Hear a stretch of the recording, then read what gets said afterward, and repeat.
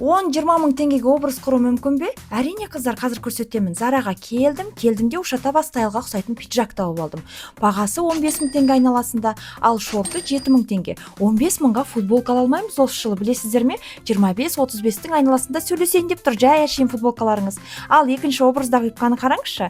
Тренд ринг беретін белдемше бағасы 11.990. Базадан жалыққан қыздарға керемет ақ. Үшінші образдағы юбканың бағасы 4.900, свитер бағасы 8 мың. Өз бағалары жеңілдікке дейін әлдеқайда қымбат еді. Қаржылық сауаттылық деген осы ма? Жыл бойы киетін киіміңді жыл басында жеңілдікпен жасақтап қою. Әр жаңа жыл сайын өмір қымбаттай беретіні жаңалық емес. Мына көйлекті 9.990 теңгеге тауып алдым, мәселен, құрамы толық вискоза.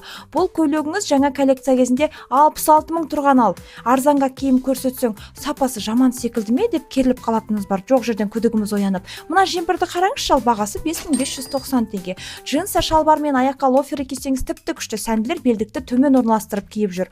Жеңілдікке бір ай қалғанда сән каналын ашып қыздарымды дайындағанмын. Киімнің бәрі дүкенде тұрмайтынын түсіндірдім. Батыс, шығыс, оңтүстік, солтүстіктің бәрін сайттың құлағында ойнайтын қып қойдым. Қыздардың пысықтықтарына тәнтімін. Кеше шопинг тур жасап едім, оны да сәтті пайдаланды қыздар. Жалпы сол заманың түлкі болса тазы болып шалуды біледі біздің қыздар.